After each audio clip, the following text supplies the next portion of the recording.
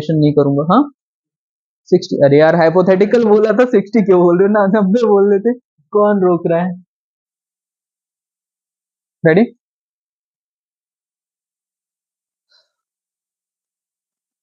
ठीक है, we are starting data structures.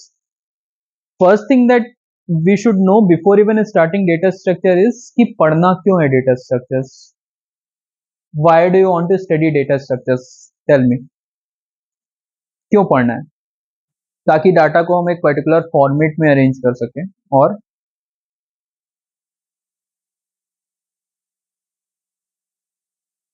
बाकी लोग क्यों पढ़ना है डेटा स्ट्रक्चर्स? क्योंकि सिलेबस का पार्ट है, पास होने के लिए। ठीक है, ठीक है, इट्स गुड कि डाटा को हम एक पर्टिकुलर फॉर्म पे अरेंज कर सकें, ये सारी चीजें सही हैं, बट ये भी उतना ही सत्य है कि सिलेबस कंप्लीट कर सकें, एग्जाम में अच्छे मार्क्स पा सकें। लेकिन डेटा स्ट्रक्चर्स एक ऐसा सब्जेक्ट है which is not limited to your syllabus और your exams for that matter. क्यों? क्योंकि data structure will hunt you down during your placement seasons. Data structures एकमात्र एक ऐसा सब्जेक्ट है जिसके बिना you can not, I am repeating, you can not get a placement even as a software developer as well as AI ML data science, कोई भी field पे जाओ, क्योंकि स्क्रीनिंग राउंड्स मोस्टली डीएसए पे बेस्ड होती हैं। अगर ये समझ नहीं आएगा तो फाइनल ईयर पे तुम लोग को रगड़ना पड़ेगा बहुत ज्यादा, और उस टाइम पे ऑलरेडी गेट भी सर पे रहेगा, डीएसए भी पढ़ना है, हो सकता है कुछ और भी काम रहे, बहुत सारी चीजें, मल्टीपल चीजें एक साथ आ जाएंगी। तो इट्स ऑलवेज बेटर कि जब डीएसए पढ़ाया जा रहा है तो पढ़ लो अच्छे से, सो दैट जब प्लेसमेंट सीजन आएंगे फाइनल ईयर पे, इवन इंटर्नशिप के टाइम पे भी, तो डीएसए इज वेरी हेल्पफुल। तो पहला कारण क्या है क्यों डीएसए पढ़ना चाहिए? प्लेसमेंट के लिए it's super super super important. Second main चीज है, DSA is very big factor in computer science का GATE as well as data DA का, डेटा साइंस और आर्टिफिशियल इंटेलिजेंस का गेट। तो either if you want to go for GATE और if you want to go for placement, DSA को neglect नहीं कर सकते, इसलिए डीएसए पढ़ना है हम लोग को। क्लियर हुआ कि क्यों पढ़ रहे हैं हम लोग अभी फिलहाल के लिए?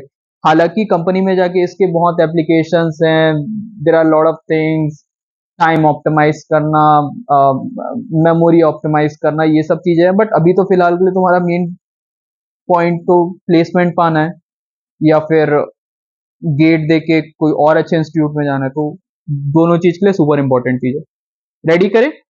चलो, तो डेटा स्ट्रक्चर एंड एल्गोरिदम्स जानने से पहले हमको ये समझना पड़ेगा कि supposedly if you don't know anything, supposedly एक ऐसी दुनिया में हम रह रहे हैं जहां पे हमें कुछ पता ही नहीं है, डेटा स्ट्रक्चर्स की खोज ही नहीं हुई है।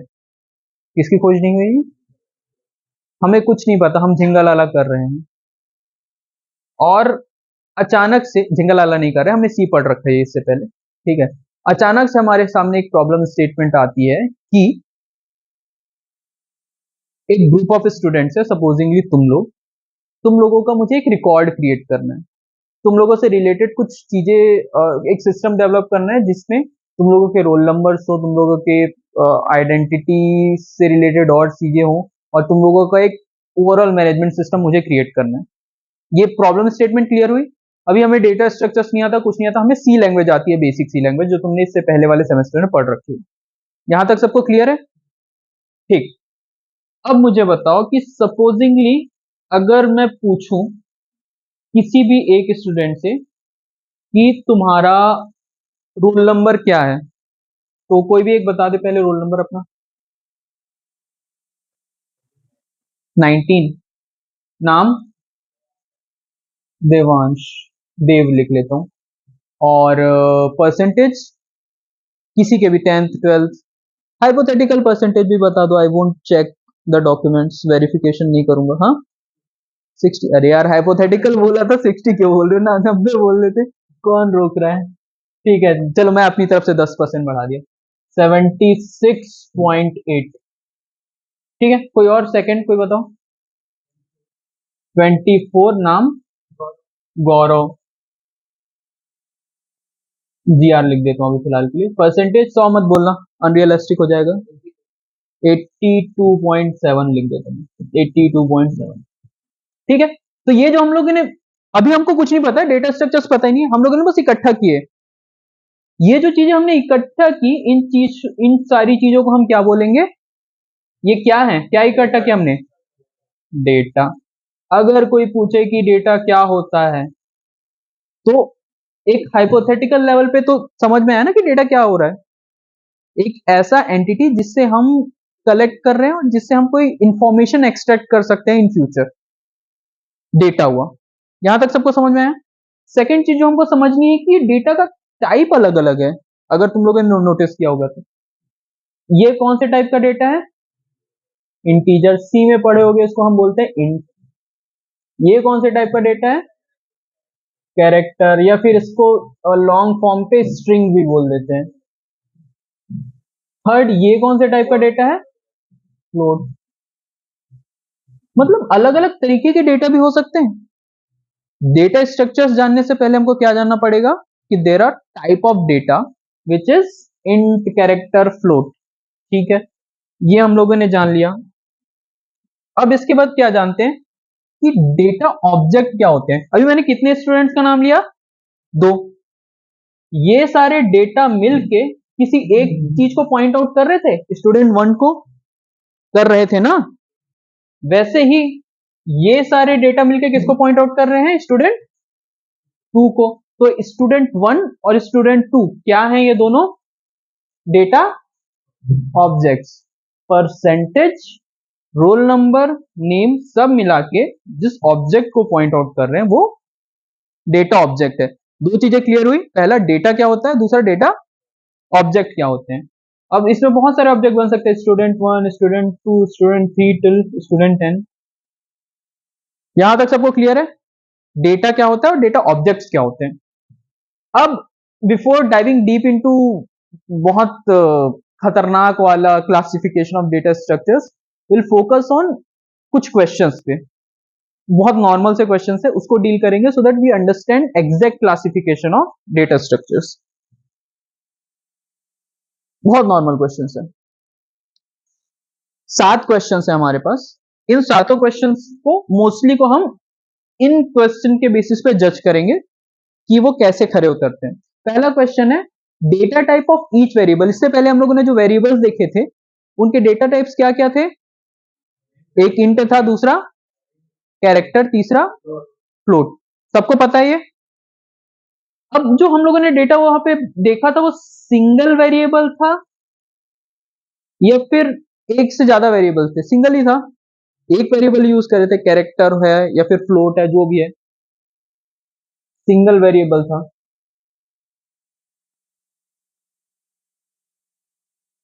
क्या हम अगर एक स्टूडेंट को ले रहे हैं तो ऐसा होगा कि उसके आगे कोई ना कोई होगा, उसके पीछे कोई ना कोई होगा? नहीं, बिकॉज हम एक ही स्टूडेंट है हमारे पास, तो उसके ना कोई आगे बैठ सकता ना कोई पीछे बैठ सकता। अब अगर हमारे पास सिर्फ एक ऑब्जेक्ट है तो सिंगल ऑब्जेक्ट है। ऐसे डेटा टाइप्स जिसके पास सिंगल वेरिएबल है जो पहले से डिफाइंड है, फॉर एग्जांपल इससे पहले हम लोगों ने जो देखा हुआ था इंट, कैरेक्टर, फ्लोट, और ऐसे बहुत सारे डेटा, बूलियन, ये सारे डेटा टाइप्स होते हैं जो पहले से लैंग्वेज पे डिफाइंड है और जो सिंगल ऑब्जेक्ट को पॉइंट करेंगे। वैसे डेटा टाइप्स को हम बोलते हैं प्रिमिटिव डेटा टाइप। आगे जाके इसकी स्पेलिंग और बाकी सारी चीजें हम अच्छे से देख लेंगे, बट अभी फिलहाल दिमाग में ये डाल लो, ऐसे डेटा टाइप्स को हम क्या बोलेंगे? प्रिमिटिव। का मतलब क्या होता है हिंदी में? पहले से, पुराना, पुराना टाइप का कुछ। तो दैट मीन्स ऐसे डेटा टाइप जो पुराने हैं और जिनके बेस पे कोई और डेटा टाइप हम बना रहे हैं, जिनको मिला के हम कोई और डेटा टाइप बना रहे हैं। ये समझो बेसिक बिल्डिंग ब्लॉक्स हैं। बेसिक बिल्डिंग ब्लॉक्स, सेल जैसे सुने हो सेल शब्द? कहां पे सुने हो? बायो पे।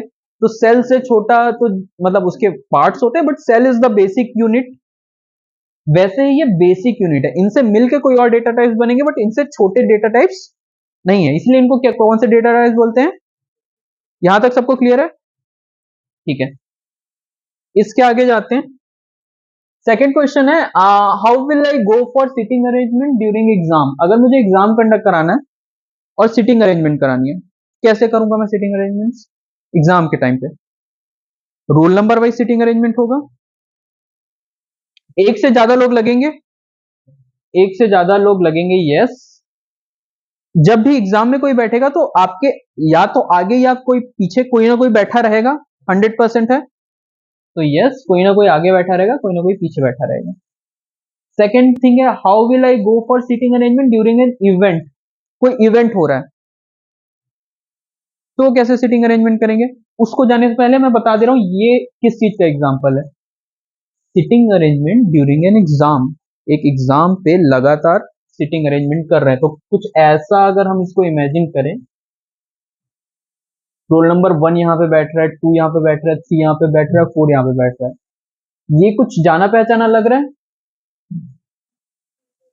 क्या है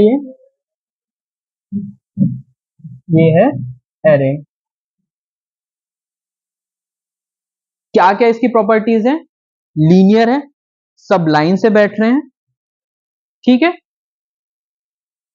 और नॉन प्रिमिटिव है, सिंगल वेरिएबल यूज नहीं हो रहे, बहुत सारे वेरिएबल्स को मिलके बन रहा है। सपोज ये इंटीजर है तो ये भी इंटीजर है, और ये पूरा ग्रुप ऑफ इंटीजर्स मिलके एरे को क्रिएट कर रहा है, तो ये क्या हो गया? Non primitive. Primitive data types को मिला के ये बन रहा है, इसलिए नॉन प्रिमिटिव हुआ।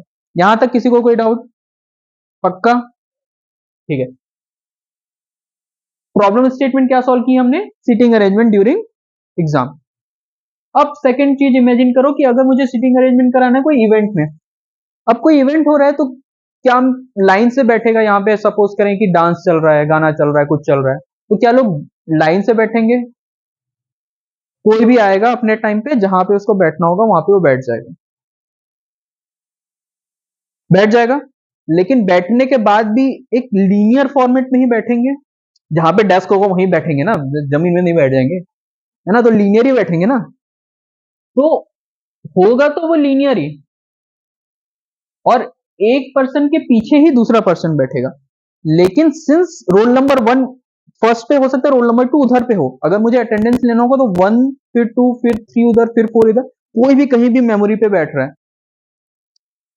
Memory is in context of computer, but कोई भी कहीं पे भी डेस्क पे बैठ रहा है। यहां तक क्लियर है? तो ऐसे कौन सा डेटा टाइप है जो ये चीज का यूज कर रहा है? Linked list. लिंक्ड लिस्ट, इसमें एक पॉइंटर रहता है जो पॉइंट करता है कि मुझे अगला कहां जाना है। तो सपोज रोल नंबर 1 है तो वो बताएगा सर रोल नंबर 2 उधर पीछे बैठा है, फिर रोल नंबर 2 बताएगा सर रोल नंबर 3 उधर बैठा है।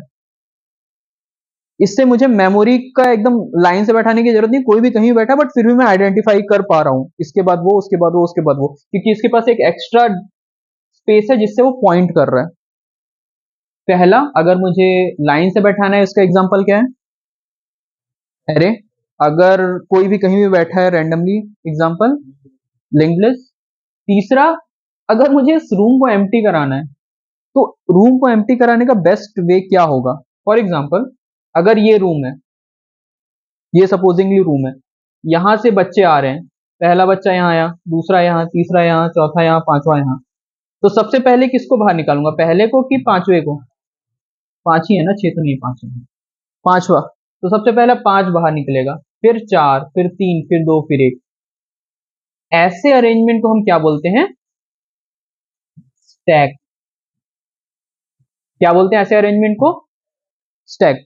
जिसमें जो लास्ट में आया है, जो लास्ट में आया है वो सबसे पहले बाहर निकल रहा है, इसीलिए स्टैक को हम ये भी बोलते हैं last in first out, LIFO. क्या बोलते हैं? Last in first out. दिमाग में बैठाते जो अभी थोड़ी देर बाद पूछूंगा, है ना? पहला एग्जांपल क्या था? एरे का, जिसमें लाइन से बैठना था हम लोग को। दूसरा एग्जांपल क्या था? लिंक लिस्ट का, जिसमें कोई भी रैंडमली कहीं भी बैठा है और हमारे पास एक नोड है जिससे हम पता लगा रहे हैं कि नेक्स्ट वाला कहां पे है। तीसरा एग्जांपल क्या है, स्टैक, जो लास्ट में आ रहा है वो फर्स्ट में निकलेगा।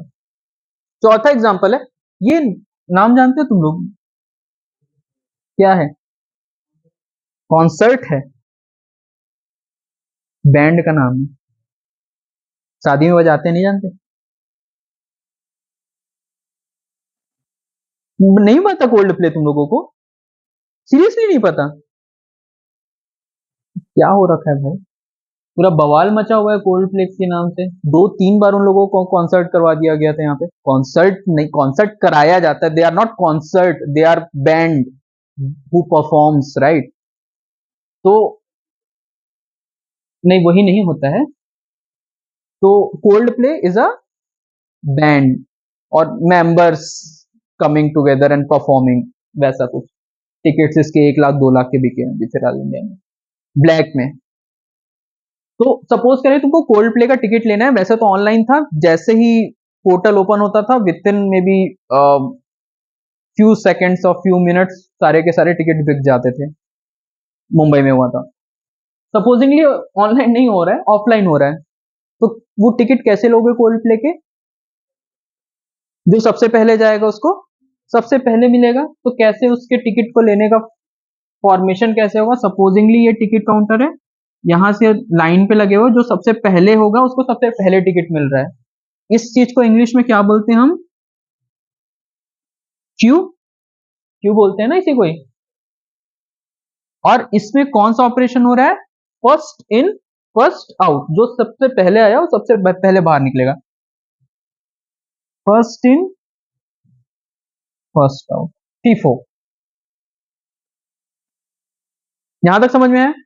ये था स्टैक। स्टैक में क्या हो रहा था, जो सबसे पहले आ रहा है वो बेचारा लास्ट में निकल रहा है। क्यू पे क्या हो रहा है, जो सबसे पहले आ रहा है उसको सबसे पहले टिकट मिल जा रही है। अब आते हैं, तुमको अगर क्लब का स्ट्रक्चर बनाना है तो कैसे स्ट्रक्चर बनाओगे किसी क्लब का? किसी क्लब का स्ट्रक्चर बनाना है, फॉर एग्जांपल हमारे पास कोडिंग क्लब है, supposingly if you are making coding club, इसका स्ट्रक्चर बनाना है। एक होगा प्रेसिडेंट, उसके नीचे वाइस प्रेसिडेंट्स होंगे 3-4 किसी किसी पर्टिकुलर डिपार्टमेंट के, फिर होंगे मेंबर्स। ऐसे ही होता है ना? ये जो स्ट्रक्चर है, क्या इसमें एक पर्सन आगे और एक पर्सन पीछे, सिर्फ एक पर्सन आगे और सिर्फ एक पर्सन पीछे, कि या एक से ज्यादा है ना? इसके पीछे तो 4 हैं, इसके ऊपर इसके नीचे 2 हैं, तो ये लीनियर तो नहीं हुआ, मतलब एक के पीछे या एक के आगे एक से ज्यादा लोग हो पा रहे हैं। तो ऐसे स्ट्रक्चर को, जो तुम्हारे क्लब लाइक स्ट्रक्चर होते हैं, इसको क्या बोलते हैं हम लोग? ट्री। ये क्या है? ट्रीज। और लास्ट स्ट्रक्चर जो है वो ये है कि अगर तुमको अपने फ्रेंड्स बनाने हैं कॉलेज पे, कैसे बनाओगे? हाँ, इंटरेक्ट करके। तुमने इंटरेक्ट किया किसी के साथ, ये फ्रेंड बन गया। इसने इंटरेक्ट किया किसी के साथ, ये फ्रेंड बन गया। और हो सकता है इसने इसके साथ किया, इसने इसके साथ इंटरेक्ट किया। तो ये जो फॉर्मेशन क्रिएट हो रहा है, इस फॉर्मेशन को हम क्या बोल रहे हैं?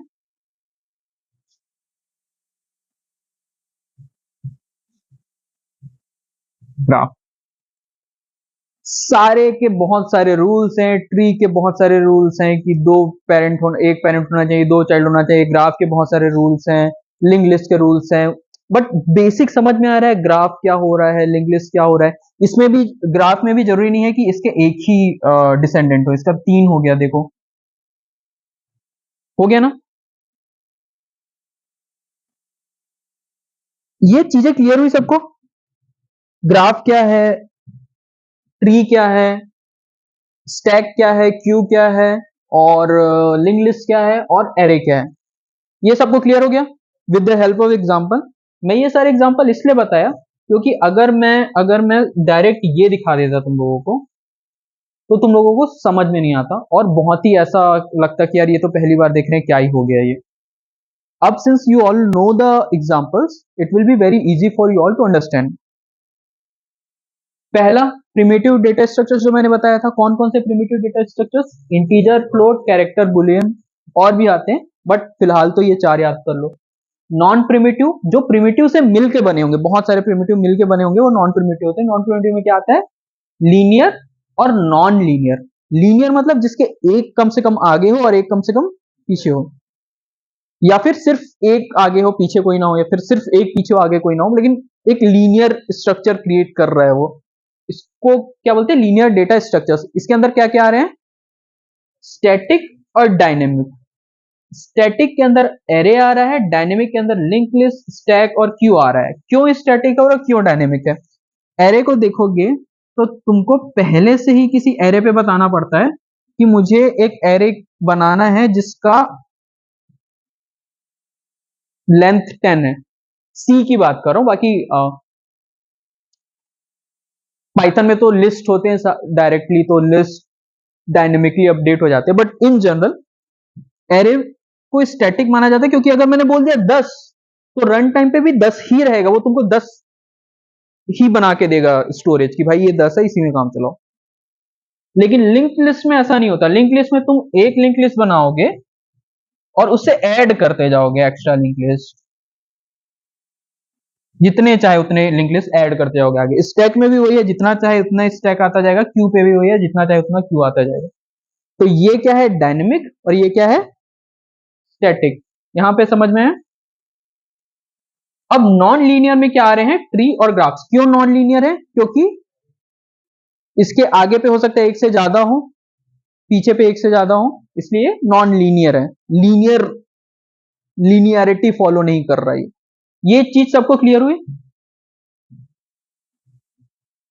ठीक है। नेक्स्ट टॉपिक डिस्कस करते हैं, अब्स्ट्रैक्ट डेटा टाइप्स। अब्स्ट्रैक्ट, ये शब्द अब्स्ट्रैक्ट मतलब क्या होता है, बाहर निकालना, छुपाना, किसी चीज को हाइड करना। ऊप्स पढ़े हो तुम लोग अभी, ऑब्जेक्ट ओरिएंटेड प्रोग्रामिंग नहीं पढ़े हो, ठीक है। ऑब्जेक्ट ओरिएंटेड प्रोग्रामिंग का एक one of the basic concept होता है डेटा या फिर अब्स्ट्रैक्शन। यहां पे अब्स्ट्रैक्शन का मतलब हो रहा है कि जो अननेसेसरी चीजें हैं उसको हम हाइड करते हैं, और जो हमारे यूज की चीज है उसको हम लेते हैं। फॉर एग्जाम्पल, चाहे लिस्ट हो, क्यू हो, या स्टैक हो। फॉर एग्जाम्पल मुझे लिस्ट बनानी है, तो मैं लिस्ट में या तो लिंक लिस्ट यूज करूं या फिर एरे यूज करूं। क्यू बनाने के लिए भी या तो मैं लिंक लिस्ट यूज करूं या फिर एरे यूज करूं। लिंक लिस्ट से भी क्यू बन सकता है ना, ऐसे करके लिंक लिस्ट से भी क्यू बन गया, एरे से भी क्यू बन गया, दोनों से बन सकता है ना। लेकिन मुझे मतलब ही नहीं है कि बैकेंड पे लिंक लिस्ट बन रहा है या बैकेंड पे एरे बन रहा है, मुझे सिर्फ इस चीज से मतलब है कि क्या क्यू जो मैं चाहता हूं, कोल्ड प्ले का टिकट, क्या वो क्यू के थ्रू मुझे मिल रहा है, या फिर am I able to provide that thing. इस प्रोसेस को wherein we are trying to give out the only important thing and trying to hide things which are not of that important is called data abstraction or abstract data types. Again a overall purview of abstract data type. यहां तक समझ में आया सबको abstract data types क्या होते हैं? I'm just trying to hover around this all things because to be very frank, they are all theories. Data structures is not mostly about theories. You should know theories, but data structure is mostly about hands-on. When I'm saying searching method, when I'm saying sorting method, when I'm saying some amount of methods, you should be able to implement those methods. That is more important, which starts from your chapter 2 onwards. That is why ये जो theory वाली part है, will try to deal with them. तुम लोग के लिए छोटी सी cookies type की है कि चलो मार्क्स पा लो थोड़े से ठीक ठाक वाले टाइप से। मेन स्टार्ट होगा चैप्टर 2 से, वहां से हम बहुत इन डेप्थ जाके और बिल्कुल हैंड्स ऑन करके चलेंगे, बट फिलहाल के लिए इसको एंजॉय करो। नेक्स्ट चीज है, ये क्या है, कैसे बनाते हैं। कितने लोग को चाय पीना पसंद है, एक दो तीन, कितने को पसंद नहीं है और क्यों पसंद नहीं है। जिनको पसंद नहीं है, क्यों पसंद नहीं है? जब पीते ही नहीं है तो मतलब कुछ कारण होगा नहीं पीने का।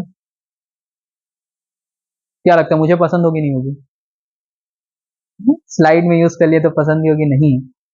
जो स्लाइड मुझे ठीक ठाक लगी मैंने डाल दिया, नहीं है पसंद मुझे चाय, लेकिन अच्छी चीज होती है चाय, बहुत सारे मेरे फ्रेंड्स को पसंद है। तो हाउ टू मेक घर की चाय, कैसे बनाते हैं? हम पहले लेते हैं आधा कप दूध, आधा कप पानी, 3 मिनट तक दोनों को बॉईल करेंगे। उसके बाद शुगर और टी लीफ डाल के उसको 1 मिनट तक बॉईल करेंगे। उसके बाद मसाले और अदरक डालेंगे और फिर अगेन बॉईल करके उसको छान के पी लेंगे, और क्या बन जाएगा तुम्हारे घर की चाय। ये जो पूरा प्रोसेस है, सॉरी उल्टा था, ऐसा था प्रोसेस। ये जो पूरा प्रोसेस है, इसको हम अगर एक राइटिंग फॉर्मेट पे ले आए, किस में ले आए? है तो प्रोसेस ही, कुछ रूल्स हैं कि भाई इतना ही होना चाहिए, मिल्क इतना ही होना चाहिए, चाय इतने मिनट तक ही बॉईल होना चाहिए, इतना ही शुगर होना चाहिए, इतना टी लीव्स होना चाहिए। ये है क्या, अल्टीमेटली एक प्रोसेस। और इसी प्रोसेस को एक कंप्यूटर के टर्म पे, एक बहुत ही सुपरफिशियल टर्म पे हम क्या बोल देते हैं? Algorithm. So algorithm is nothing but a set of instructions for solving a problem और अकम्प्लिशिंग अ टास्क। जैसे चाय बनाना इज अ टास्क, ऐसे ऐसे ऐसे करके हम चाय बनाते हैं, तो that is algorithm for creating a चाय। सिमिलरली अगर मुझे दो नंबर्स को ऐड करना है, मेरे पास एक नंबर है x और एक नंबर है y, the process of adding to numbers, तो पहले मैं x को इनपुट लूंगा, फिर y को इनपुट लूंगा, या फिर दोनों को एक साथ इनपुट ले लूंगा, एंड देन x का जो इनपुट होगा उसको y के इनपुट के साथ ऐड कर दूंगा, इसको मैं एक नया वेरिएबल दे दूंगा z, और मैं z को आउट कर दूंगा। तो ये दो नंबर्स को ऐड करके प्रिंट करने का एल्गोरिदम हो गया। ऐड में तो किसी को दिक्कत नहीं है, ठीक है? तो बेसिक एल्गोरिदम समझ में आया क्या होता है basic algorithm? It's nothing but a set of instruction for solving any problem, any problem. अब बढ़ते हैं, कैसे कैसे हम एल्गोरिदम डेवलप कर सकते हैं, क्या एक नॉर्मल माइंड सेट होता है एल्गोरिदम डेवलप करने के टाइम पे, या फिर कौन से दो टूल्स हैं जिसके थ्रू हम एल्गोरिदम डेवलप करते हैं? पहला टूल है सूडो कोड और दूसरा टूल है फ्लो चार्ट। बहुत अच्छे अच्छे लोग डायग्राम्स बनाते हैं, www.peter.com, ठीक है? सूडो कोड क्या होता है? एक इनफॉर्मल हाई लेवल डिस्क्रिप्शन होता है, और फ्लो चार्ट डायग्राम से हम रिप्रेजेंटेशन करते हैं किसी चीज का, बहुत स्पेसिफिक डायग्राम से स्पेसिफिक रिप्रेजेंटेशन करते हैं। Friend flow chart natural language में हम लिख दे देते हैं, मैथमेटिकल नोटेशंस का यूज कर लेते हैं, अपने शब्दों में लिख लेते हैं, बट स्टेप्स सही होने चाहिए फ्लो चार्ट में भी। यहाँ पे सिंबल्स और डायग्राम्स का यूज करके हम लिखते हैं, हम इसका एग्जांपल देखेंगे तो और क्लियर हो जाएगा। ये फ्लो चार्ट के कुछ सिंबल्स हैं। साथ में मैं तुमको सूडो कोड भी बताता हूँ। सूडो कोड का कोई बहुत रिटन रूल्स नहीं है, नाम ही इसका सूडो कोड, मतलब कोड यूज नहीं करना है हमको, नेचुरल लैंग्वेज यूज करना है। हालांकि लोग कुछ कुछ सूडो कोड में भी रूल्स रेगुलेशंस डालने की कोशिश करते हैं, बट ऐसा सूडो कोड जिसमें रूल्स रेगुलेशंस हो तो वो तो कोड ही बन जाएगा। तो सूडो कोड का कोई डेफिनेट रूल रेगुलेशन नहीं होता है, बट फ्लो चार्ट का डेफिनेट रूल रेगुलेशन होता है, इसलिए फ्लो चार्ट के रूल रेगुलेशन पढ़ना बहुत जरूरी है। जैसे पहला है, प्रोसेस को डिफाइन करता है ये सिंबल, इनपुट आउटपुट को डिफाइन करता है ये सिंबल, डिसीजन को ये, कनेक्टर को ये, प्री डिफाइंड प्रोसेस को ये, टर्मिनल को ये, फ्लो लाइंस को ये। बहुत बोरिंग है देखने में, but the moment we go for practical, हम जब इसको बना के देखेंगे तो समझ में आएगा, अच्छा अच्छा अच्छा, डिसीजन मतलब ये हुआ, इनपुट आउटपुट मतलब ये हो रहा है, प्रोसेस मतलब ये हो रहा है, कनेक्टर मतलब ये हो रहा है, वगैरह वगैरह। तो एक बार सीधा कूद जाते हैं हम लोग बनाने में, एंड देन ये सारी चीजें अपने आप आ जाएंगी। जनरली इसका यूज नहीं पड़ेगा। प्री डिफाइंड प्रोसेस मतलब ये हम लोग यूज करते हैं कुछ सब रूटीन या फिर कोई और एक प्रोग्राम है जिसको हमको कॉल आउट करना है, वैसा टाइप से हम यूज करते हैं, जो कि अभी फिलहाल के लिए तुम्हारे फ्लो चार्ट्स में जनरली अभी यूज नहीं पड़ेगा, बट यू शुड नो ये सिंबल एग्जिस्ट करता है। सेम कनेक्टर्स भी बहुत ज्यादा यूज नहीं होंगे, बट बिना इंटरसेक्शन के लाइन बनाने के लिए ये जनरली यूज होता है। तो ये भी बहुत ज्यादा भी यूज नहीं होने वाला है, ये दो चीज यूज नहीं होने वाले, बाकी सारी चीजें यूज होने वाली है, इसलिए ये दोनों को मैं पहले से बता दे रहा हूं।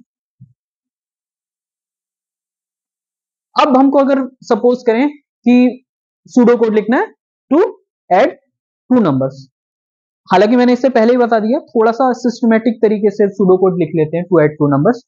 तो सबसे पहले हम क्या करेंगे, इनपुट मैंने लिख दिया, इनपुट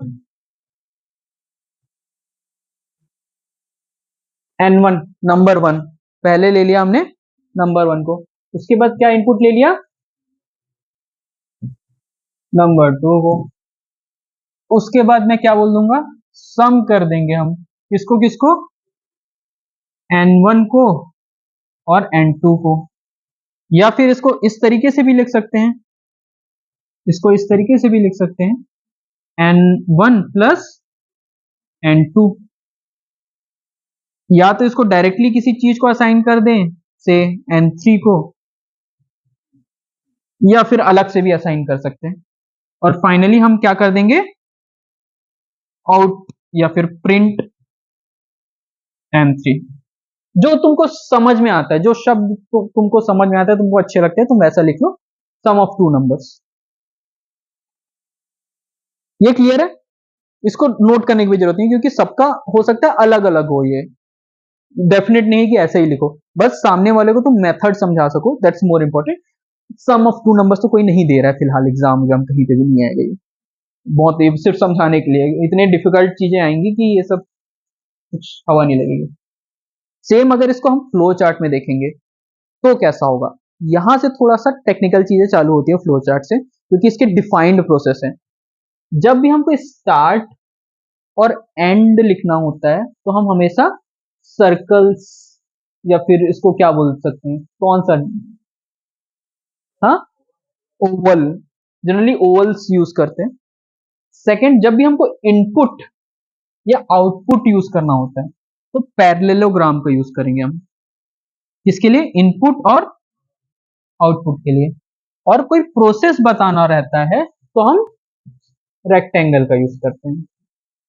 तो सिंपल सा, इस पे स्टार्ट किए, इनपुट लिए ए बी को, sum is equal to A plus B, print किए सम को, एंड कर दिए, सिंपल सा। अब तुम्हारा होमवर्क ये रहेगा कि घर से सब्सट्रैक्ट टू नंबर्स का तुम लोग फ्लो चार्ट बना के आओगे, ठीक है। So will wrap up today's class here.